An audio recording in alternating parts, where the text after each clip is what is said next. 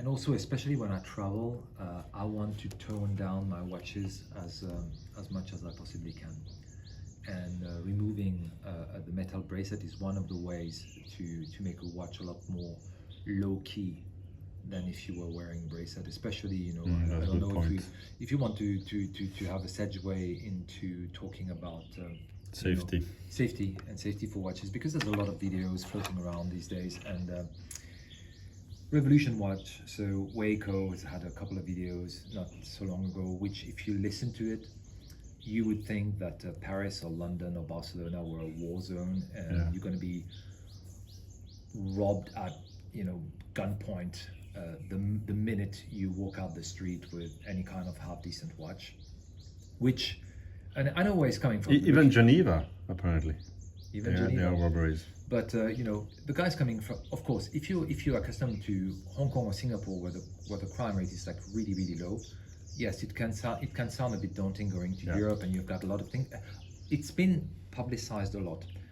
I can't speak to London because apparently London is pretty bad, and the UK in general is a country which is going through a pretty rough patch at the moment, where it seems like one public service after the other is failing, and apparently the resolution rate for crime in the UK has bottomed out, and is quite shocking.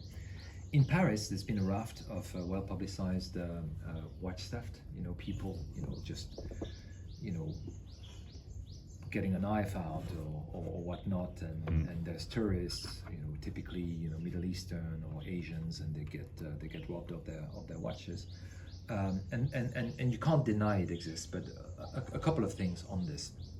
Look, I'm French.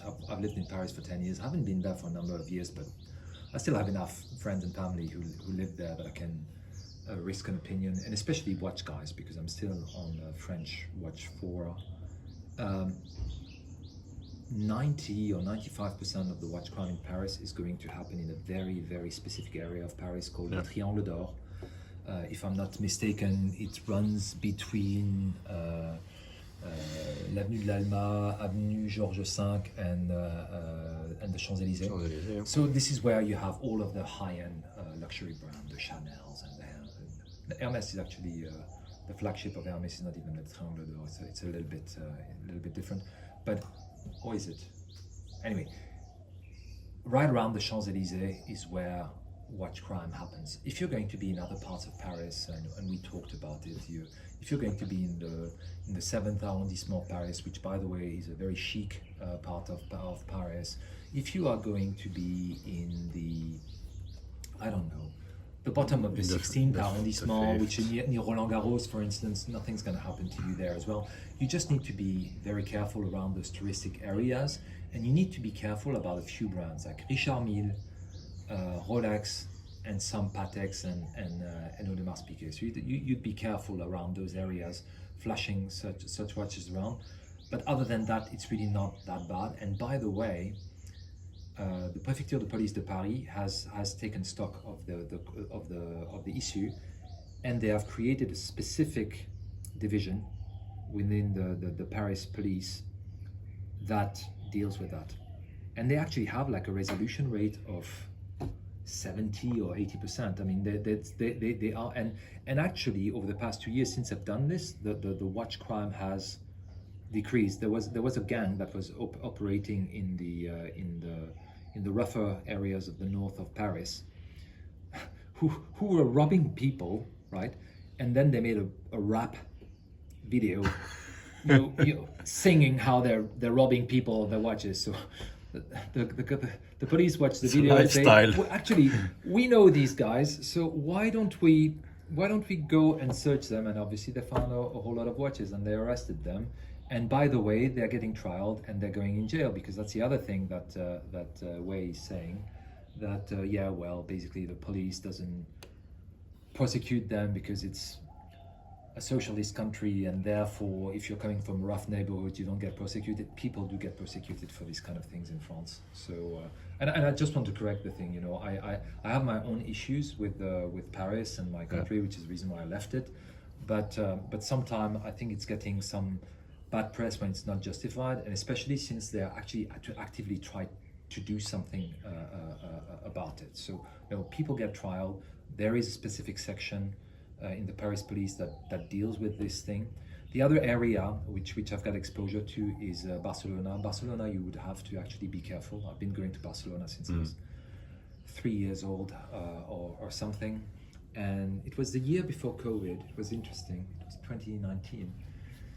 And I went to a big Rolex dealership on Passeig de Gràcia, which is one of the really upscale avenues in Barcelona. And the guy, I was wearing my Datejust 36. Yeah. And the guy said, "Hey, it's a very nice model that you have. It's very classic and all that." He said to me, "But you need to be a bit careful wearing that because you do have gangs going around Barcelona who rob people." Yeah. Barcelona has always been a city where you really had to watch your pockets. There's always been a lot of pickpockets, but the watch crime is a more recent thing. But again, according to a guy who works in that industry, in that particular part of Barcelona, it's probably an area where you want to be careful. You still want to be careful in Paris in general. I don't think it's a very good idea to flash an expensive watch anywhere. But a bit mindful, but at the same time, it's no point being psychotic about it. I got stuck in Europe for 6 months last year. I had the Geo CQ. I had an Omega Speedmaster. They were both on Tropic strap, and I never felt threatened in any way because it tones the watch down so much. Actually, you were walking up to gangs. I said, "Have you ever seen this watch?"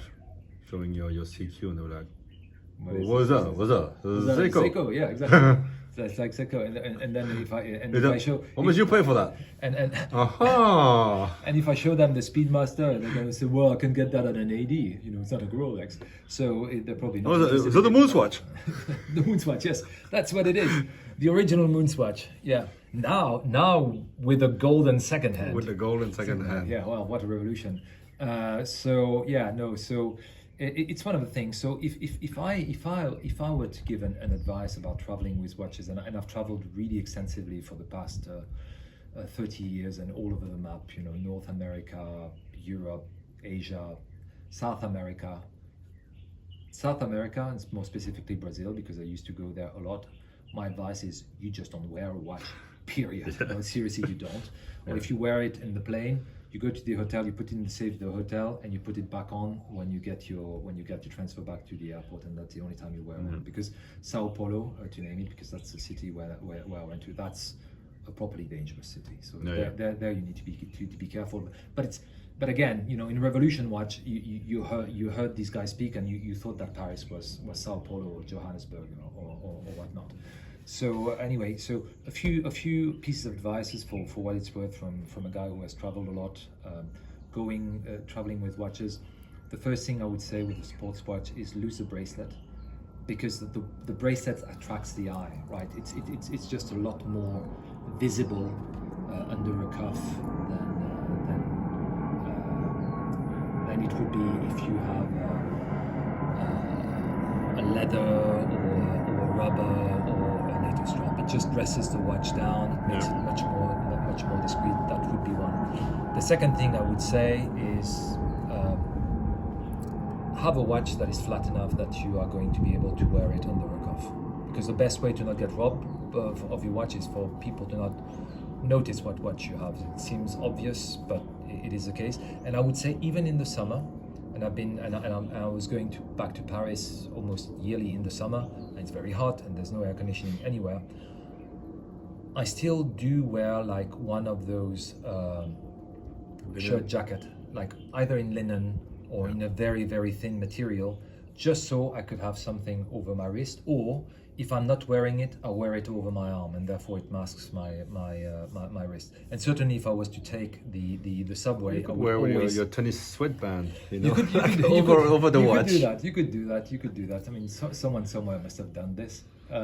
So that would be the other one. Having something that fits under a cuff is important, and I think it's doubly important if you're going to be taking the plane, because that's how you travel. Because when you're in a plane, you are in a very compressed space. So you tend to bang yourself against stuff a lot more than you would in normal life. The toilets are much smaller. You know, if you're in economy, you're squished. Even in business class, you only have that much space. So the best way to not get too many dings into a watch when you travel is to actually be able to cover it with your cuff. And it's a little bit more difficult if you have the deep sea challenge that is 23 millimeters thick. So that's just one of the things. So wear a cuff, tone it down.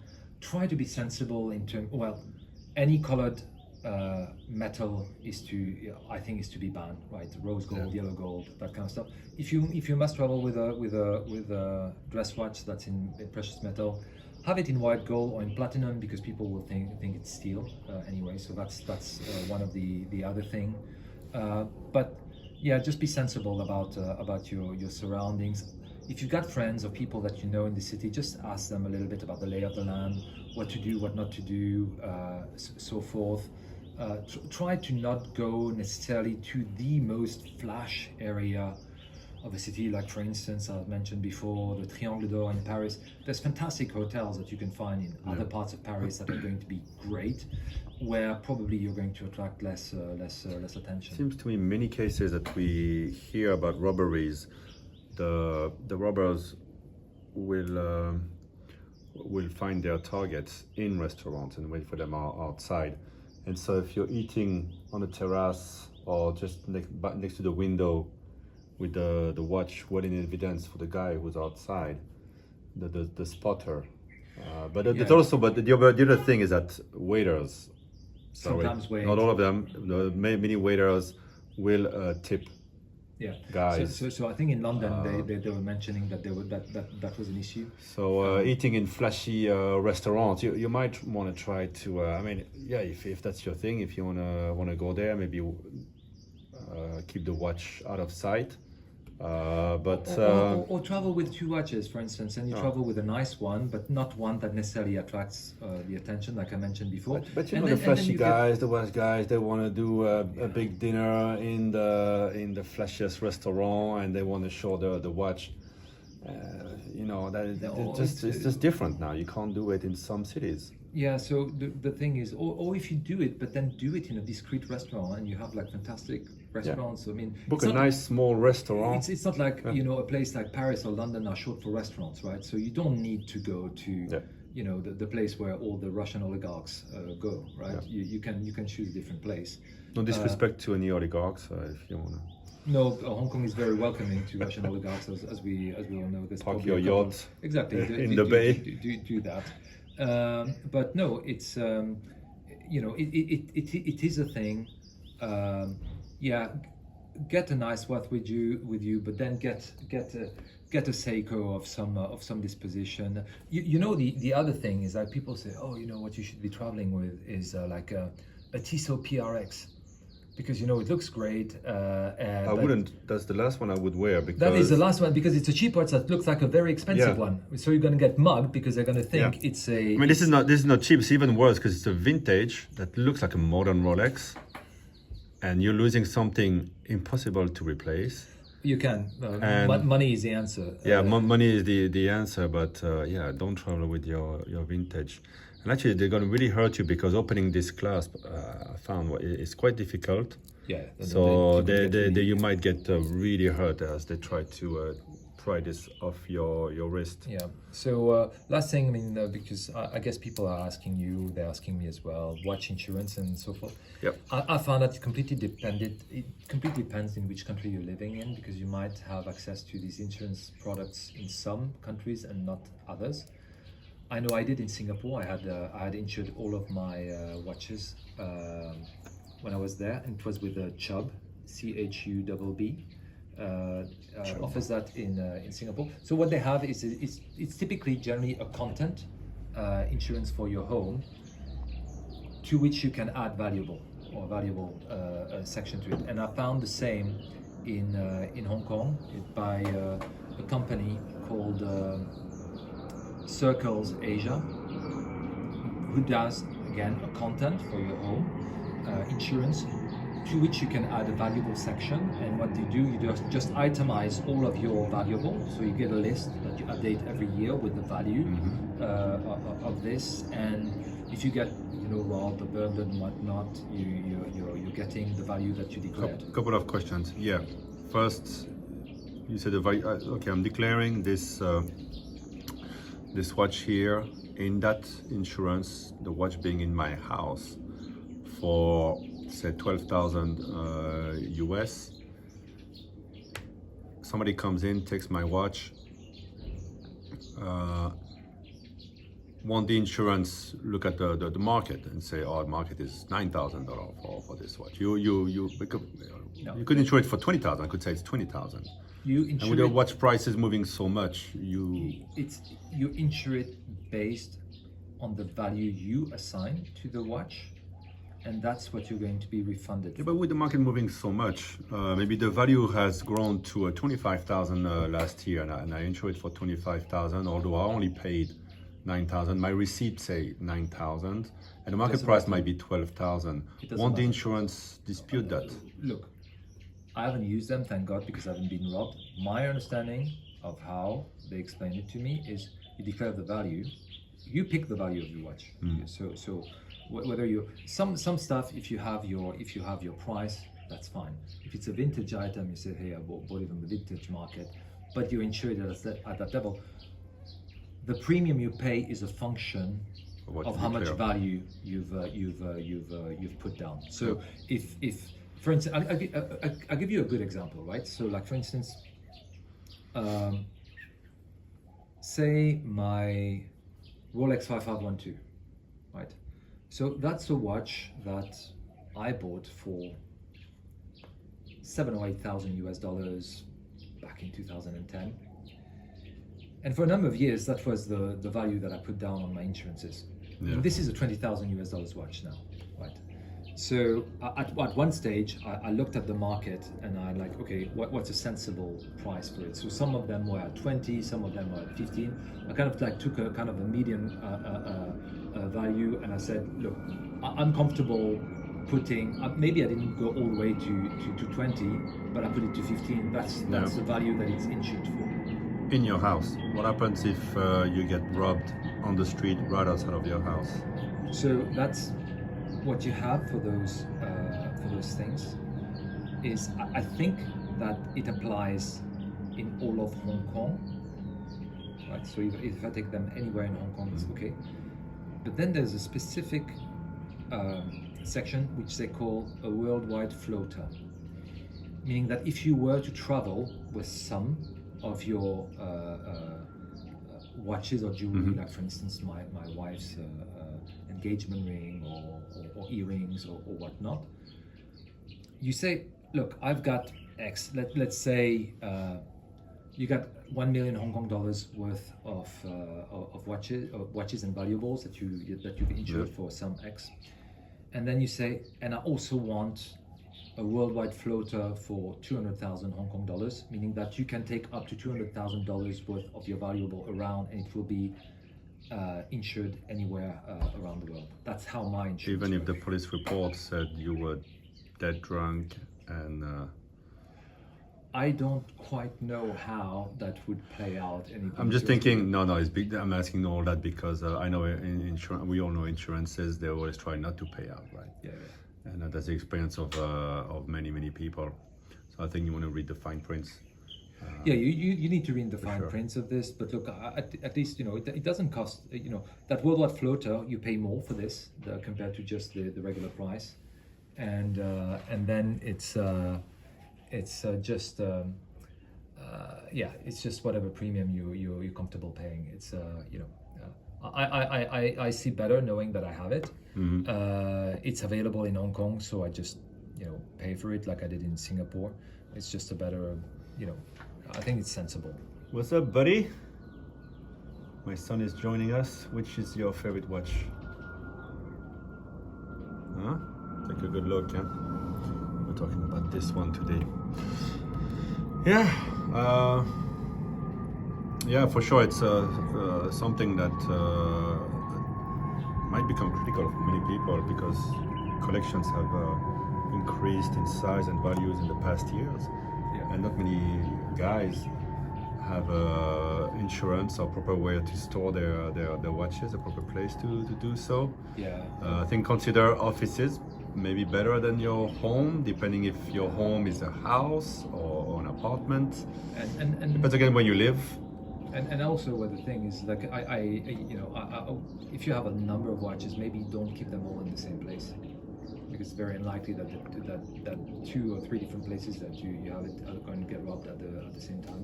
So that's one way to diversify risk as well. You can never be lazy as well, and never keep them in the safe just because it's convenient for a week. Exactly. So I have it in 2 or 3 different places and different locations. So it's a consideration. People will do with the advice what they want. That's how I do it, at least for what it's worth. So far I've been lucky. Again, you actually do have quite a few burglaries in Clearwater Bay, but again, insured. There's someone in the house pretty much 24/7. So there's it's not as secure as the tower was in Wong Chuk Kang, if you remember, which you had to badge in to go to the 30th floor, where there was security at the entrance and all that, and then like literally nothing can. Are you considering a dog, maybe? A big old doggy. As a matter of fact, it's interesting you should say that, because a few months before we moved in here, there was a burglary attempt 2 houses down, like in the same block where we live. But the house that's right next to mine is now empty. It's not being rented out. It used to be rented out by an Australian couple, and they had a big dog. And what made the burglars go away was the dog barking. So these guys moved out in April last year, because they left Hong Kong because they were tired of the nonsense with COVID here. And as a result, the last house in the row, just after they left, they bought their own dog, specifically for that, because they say, hey, we can't rely on the neighbors' dogs to give the alert. So they just bought this huge German Shepherd, who's actually fairly bad-tempered. I wouldn't want to cross this dog if it was not on the. Don't buy a Chihuahua. No, that's not your guard dog. But that's also an option in this area. But again, I think we are lucky in the sense that we live in a country or in a city that is not too bad for that. The problem will be if and when we decide to go back to Europe. For me, Europe will probably mean London, and I'd have to be really careful there. What I wear. Again, I wouldn't have the slightest issue wearing this. As a matter of fact, I wore that for days on end in London last year. It doesn't really attract the attention enough. Just traveling back with a whole collection, that would be worth a whole discussion, because how do you travel back with all the watches? I would keep them. I would bring the watches myself, all the boxes, and the papers also myself with me on the plane. No, I wouldn't. As a matter of fact, I would ship. You would ship the boxes I would ship. Maybe ship by plane. The papers you probably keep them, or you post them separately, and then the watches you travel with them, and then be prepared to have a really good story to the custom officer if you ever get proof that you're moving. Because they could say, hey, what is this? And then you can say, hey, I'm just relocating back, and that's what it is. I used to be a resident there, and you'd have to prove it, obviously. Anyway, because otherwise I think you smuggle back watches in, and you need to pay the VAT and whatnot. That's a different thing altogether. Mind you, I had to travel from Singapore to Hong Kong. My watch collection was not quite as big as now, but I probably still had about 10 watches then. So in the plane on my little rucksack. So that happened to me once. Even when I came from Paris to Singapore again, I probably had 7, 8 watches, and same thing, little backpack in the plane. Now it's 2 big boxes, so I would need a slightly bigger backpack for this. But can be done. Will have to be done eventually. I mean, we're probably here in Hong Kong for a few more years, but after that, it will be time to get back to. Or you just sell everything, and just. keep one. But you know what? I've been. It made me think a lot. Being stuck outside of Hong Kong without access to my watch collection and having just 2 watches for 6 months, right? Which is the first time it happened to me in many, many years. And I was actually quite happy with Speedmaster and the CQ. It's relaxing, huh? And yeah, because you don't really have to think too much about it. And I was making a point of alternating them every day, like religiously. I would change them every day. But if I've come to the conclusion that I could get by with 3 watches. I'd have the Lange as my dress watch, over the Vacheron, by the way, because I find it a little bit more legible, and my eyes are not getting any better with old age. I would have that as the dress watch. I would have the Speedmaster as an everyday watch, and I would have the U50 as my sports watch. Done. Really, for my lifestyle, I would not need realistically more than that. These are the 2. This used to be the watch I've worn the most over the past 10 years. I've worn that a lot. But it's hard to sorry, to let go of that, right? Yeah. Now, obviously, I worn it mostly on the metal bracelet. That's a bit fun, That's one of those the watch observers strap that I put on this one, because it's reminiscent a bit of the patina of the hands and indices. But that has been superseded by that now. Really? Like, this is really the watch that I wear when I don't want to have to ask myself the question, what watch do I wear today? The answer becomes almost by default. But the Datejust. It used to be. That can be one and done always, huh? You could be, except for the fact that the Datejust falls back in that issue we talked about earlier. That if you really travel with it, that's a very recognizable watch. Yeah. The Jubilee bracelet gives it away from a mile. If you took that away and you put it on a leather or on a rubber strap, possibly, but on a Jubilee, I have to think that this is one of the most recognizable watches in my entire collection. So it's a great daily wearer. It does everything well. So you can go in the water with it and everything. It's great as a dress watch. You could go running with it. It does everything well. But if safety is a concern, it's probably not the first one you'd get. And by the way, it's the Speedmaster, just to conclude on this one, I don't know, you're a watch guy, people around you or colleagues know that you're a watch guy, same for me.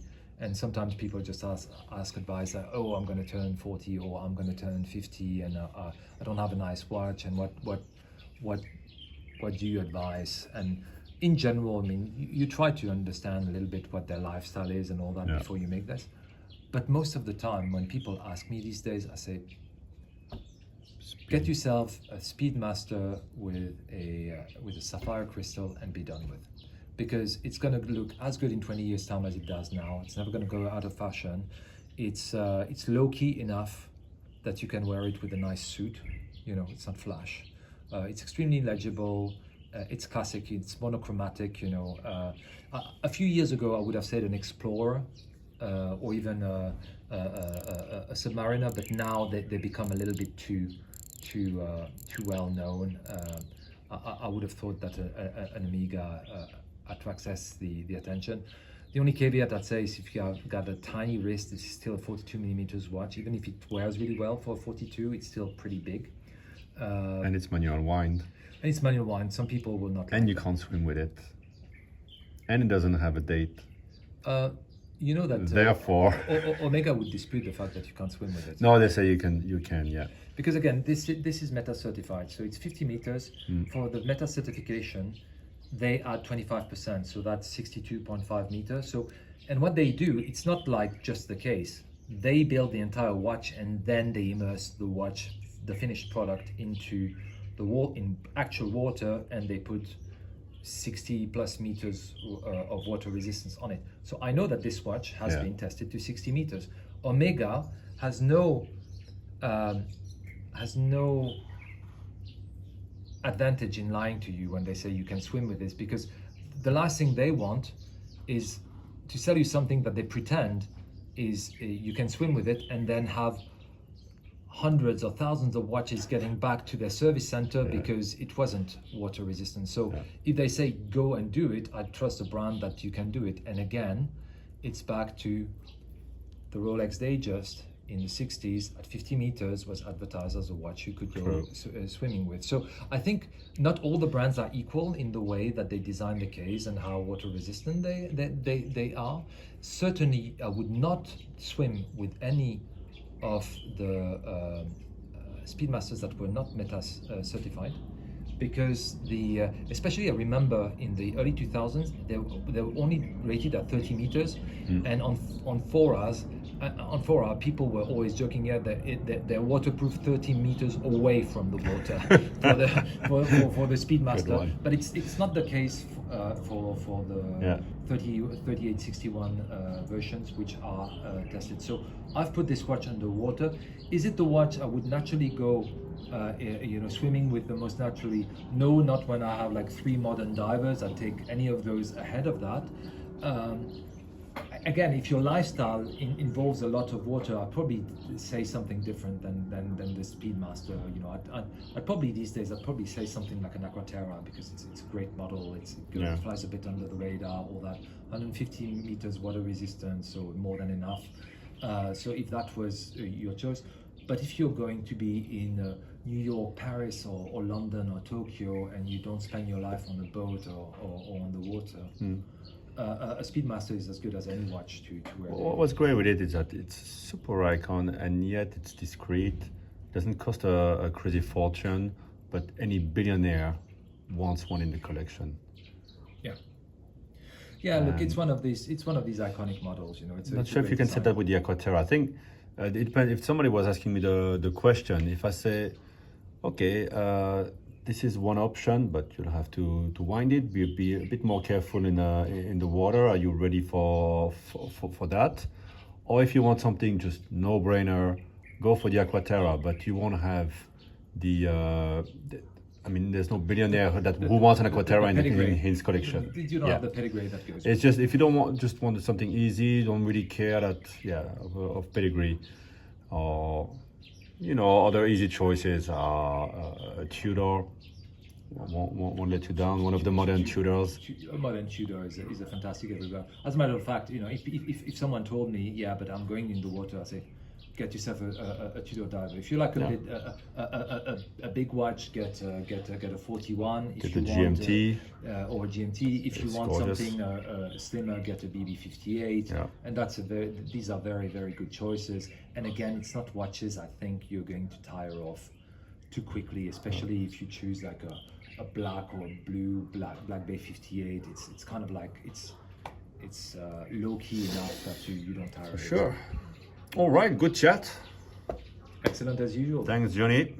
Anytime. Hope you guys have enjoyed this, and hope we're gonna do something again soon, maybe around new watches. We'll have to talk about the next releases of Watches and Wonders, maybe something cool, but again, people don't get excited. They will be available. Everything will eventually be available everywhere, and there will be new stuff afterwards, but I think everybody got really excited in the past 3 or 4 years for everything, and then now people are reducing the collections, taking their time, not spending too much. People are getting calls from the 80s for watches that are maybe not the most hype, but that's still very high quality, and turning down the offers, because I think we all should be a bit more careful with our money and with our collection, because you don't want to have too much. You want to have the right ones. I probably have too many, and I'm going to have to trim it down. But the thing is, the ones I have I actually quite enjoy. Some of them that I'm keeping, I never wear my vintage Rolexes anymore, but I'm kind of thinking, especially you want me now to that keep I've got them for you? I could, or alternatively, I'm thinking about, I've got a little guy who might be happy to have these kind of things. Having said that, for all I know, I just safeguard them, for 20 years, or a year, or even for a week. For all you know, all of these guys are going to think it's the most, passé thing in the world to have a wristwatch, and they will find it completely uncool. As a matter of fact, if we want to talk Rolex for 2 seconds, because how can we not talk about Rolex 2 seconds? And after that, I promise we will sign off. I think that there's a very real risk they are running to become seriously uncool. You look at the current generation. They don't want cars because they it pollutes and all that.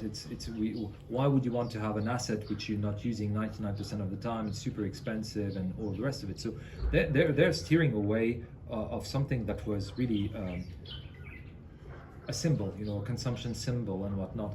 And I think that Rolex, having painted themselves in this ultra exclusive corner that they are now, there's a really real risk, not this year, not next year, maybe not in 5 years' time, that people are going to find that extraordinarily uncool to have something like that, and that there might start to be a movement of rejection. I don't think it's Rolex that did it. The people did it, because when you look at the Rolex on commercials on YouTube, they talk about planet conservation, which is very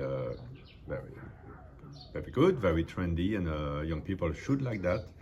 They don't talk about we sell our watches to people who own a yacht. It's people on Instagram says, I got 5 Rolex and I drive this car, and we associate it with that. But I totally agree. The result will be the same anyway.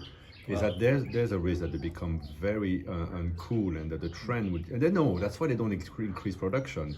That there's no point. I've got my comes theory. and goes. I've got my theory about that, and maybe it's for another video on how it happened, and maybe I've already shared it. But the thing is, when you say that, it's people who did it. I mean, you like tennis as much as I do, right? I watch everything, especially the Grand Slams. I find Rolex advertising borderline painful because it's so pompous. Oh yeah. You don't play against yourself, you play against history itself. Come on, guys. I mean, every time it is I'm like, old-fashioned. Come on, guys. I mean, can you take yourself even a little bit more seriously than you do? Yeah, but then you have the Tudor, the commercials, which are the other way, you've got a complete. Hey, dude, you want a watch you can wear every day in the water, in the city? No, man, it's made of titanium. No, you hire a clown like Beckham to advertise them. Becks is cool, man. He's all right. Who is it? It was George Best who was saying about him. It's like, what do you think about Beckham? And he said something to the tune of, yeah, well, he doesn't head a ball, he doesn't score many goals, he never makes a tackle, but apart from that, he's all right. So, which is a bit cruel. But he's got a great haircut. Yeah, and he could bend a ball. And you can bend it. You just rush down the right wing and bend the ball next to the goal. That's all you do for 80 minutes. And he's got posh. So, well done, David. Well done, Johnny. Well, cool straps, cool watches. It's great to see your collection again. I've been missing it. It's not the full collection. You guys, by the way, if you haven't seen our first chats, or if you want to see them again, you can Google. You can find that on YouTube. I'll put some links. There were great discussions. We talked about all these watches individually. We talked about the other vintage Rolex that are in the collection of JohnnyGuitar. So still valid today. Those old videos. Nothing has changed. And also, when people post comments, especially hate comments, because sometimes I say stuff about Rolex or some other brands that people disagree, I respond to comments. I take a great kick out of that. So please unleash in the comments. Yeah, please. It's great to have opinions. It's good fun. But anyway, Uptick, always happy to have you here. As said, hopefully we can do another one, and we don't wait 2 years again to do it. Well, not that you have more space here. I'll come every weekend. There's a beach down there, right? There is a beach, yes. There is a beach down there. There you go. Easter holidays. I didn't know where to go. I was going to go to Dubai. Now I'm going to go to Johnny's house and maybe safeguard his watches when he's not looking. All right, guys. So long. Hasta la vista. Au revoir.